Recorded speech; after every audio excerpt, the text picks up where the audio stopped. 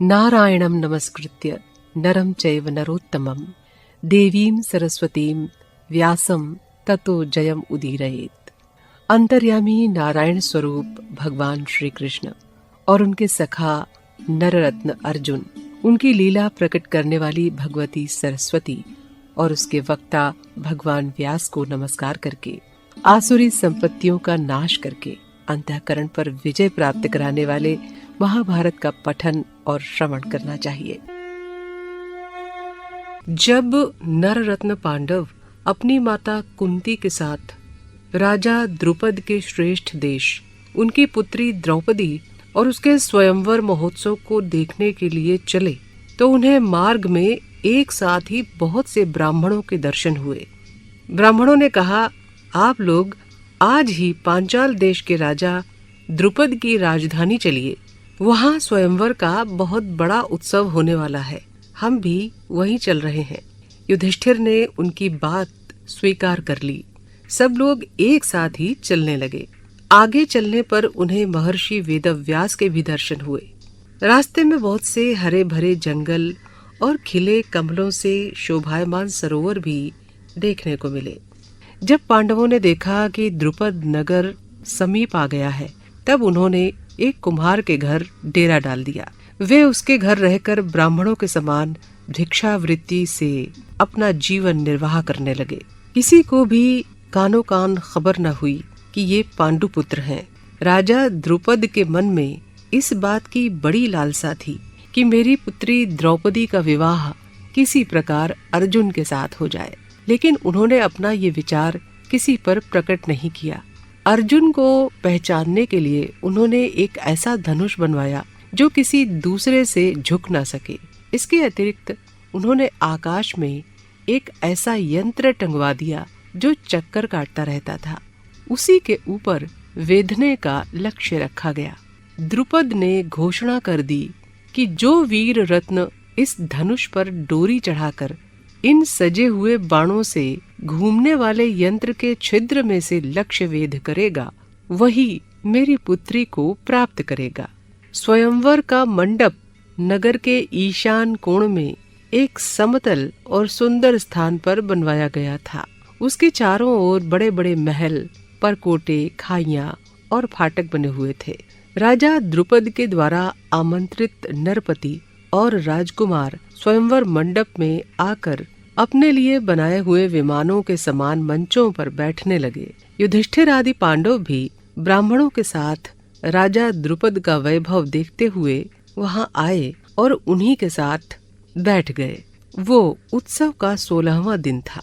द्रुपद कुमारी कृष्णा सुंदर वस्त्र और आभूषणों से सज धज कर हाथ में सोने की वरमाला लिए मंद गति से रंग मंडप में आई।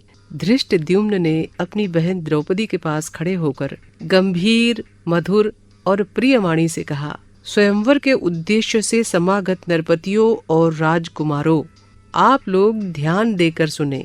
ये धनुष है, ये बाण है और ये आप लोगों के सामने लक्ष्य है। आप लोग घूमते हुए यंत्र के छिद्र में से अधिक 5 बाणों के द्वारा लक्ष्य वेध कर दें। जो भी ये महान कर्म करेगा, मेरी प्रिय बहन द्रौपदी उसकी अर्धांगिनी बनेगी। ये घोषणा करने के बाद धृष्टद्युम्न ने द्रौपदी की ओर देखकर कहा, बहन देखो, धृतराष्ट्र के बलवान पुत्र दुर्योधन आदि वीरवर कर्ण को साथ लेकर तुम्हारे लिए यहाँ आए हैं। बड़े बड़े यशस्वी और कुलीन नरपति, जिनमें शकुनी, वृषक, बृहद्बल आदि प्रधान हैं, स्वयंवर में तुम्हें पाने के लिए यहाँ आए हैं।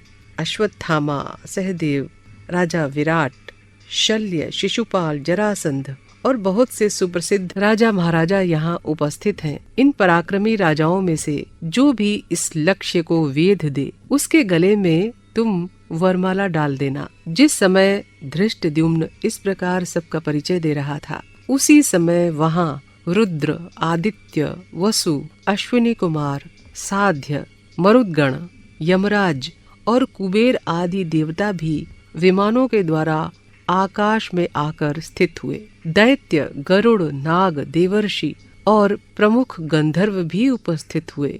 वसुदेव नंदन बलराम जी, भगवान श्री कृष्ण प्रधान प्रधान यदुवंशी और अन्य बहुत से महानुभाव स्वयंवर महोत्सव देखने के लिए वहां पधारे। धृष्टद्युम्न का वक्तव्य सुनकर दुर्योधन, शाल्व, शल्य आदि राजा और राजकुमारों ने अपने बल, शिक्षा, गुण और क्रम के अनुसार धनुष को झुकाकर डोरी चढ़ाने की चेष्टा की, परंतु उन्हें ऐसा झटका लगा कि वे धम से धरती पर जा गिरे। बेहोशी के कारण उनका उत्साह तो टूट ही गया, साथ ही उनके मुकुट और हार भी गिर गए। वे द्रौपदी को पाने की आशा छोड़कर अपने अपने स्थान पर बैठ गए। दुर्योधन आदि को निराश और उदास देखकर धनुर्धर शिरोमणि कर्ण उठा। उसने धनुष के पास जाकर झटपट उसे उठाया और देखते ही देखते डोरी चढ़ा दी। वो क्षण भर में ही लक्ष्य को वेध देता कि द्रौपदी जोर से बोल उठी, मैं सूत पुत्र का वर्ण नहीं करूंगी। कर्ण ने ये सुनकर ईर्ष्या भरी हंसी के साथ सूर्य को देखा और फड़कते हुए धनुष को नीचे रख दिया। जब इस प्रकार बहुत से लोग निराश हो गए, तब शिशुपाल धनुष चढ़ाने के लिए आया, किंतु धनुष उठाते समय ही वो घुटनों के बल नीचे जा गिरा। जरासंध की भी यही दशा हुई और वो उसी समय अपनी राजधानी के लिए प्रस्थान कर गया।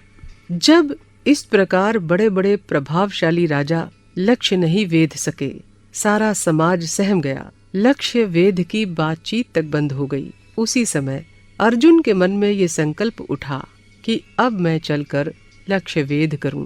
ब्राह्मणों के समाज में अर्जुन खड़े हो गए। परम सुंदर और वीर अर्जुन को धनुष चढ़ाने के लिए तैयार देखकर ब्राह्मण लोग चकित रह गए। उनमें से बहुत लोग सोचने लगे, कहीं ये हमारी हंसी न करा दे, कहीं राजा लोग इसके कारण ब्राह्मणों से द्वेष न करने लगें। और फिर उनके मन में आया कि तपस्वी और दृढ़ निश्चयी ब्राह्मण के लिए असाध्य है ही क्या। ब्राह्मण अपनी शक्ति से छोटे बड़े सभी तरह के काम कर सकता है। ये सोचकर ब्राह्मणों ने अर्जुन को आशीर्वाद दिया। जिस समय ब्राह्मणों में इस प्रकार की अनेकों बातें हो रही थीं, उसी समय अर्जुन धनुष के पास पहुंच गए। उन्होंने धनुष की प्रदक्षिणा की। भगवान शंकर और श्री कृष्ण को सिर झुकाकर मन ही मन प्रणाम किया और धनुष को उठा लिया। जिस धनुष को बड़े बड़े वीर नहीं उठा सके, डोरी नहीं चढ़ा सके, उसी धनुष को अर्जुन ने बिना परिश्रम उठा लिया और बात ही बात में डोरी चढ़ा दी। अभी लोगों की आंखें अर्जुन पर ठीक ठीक जम भी नहीं पाई थीं कि उन्होंने 5 बाण उठाकर उनमें से एक लक्ष्य पर चलाया और वो यंत्र के छिद्र में से होकर जमीन पर जा गिरा। चारों तरफ कोलाहल होने लगा। अर्जुन के सिर पर दिव्य पुष्पों की वर्षा होने लगी। ब्राह्मण अपने दुपट्टे हिलाने लगे।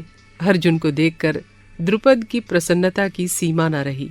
उन्होंने मन ही मन निश्चय किया कि अवसर पड़ने पर मैं अपनी पूरी सेना के साथ इस वीर की सहायता करूंगा।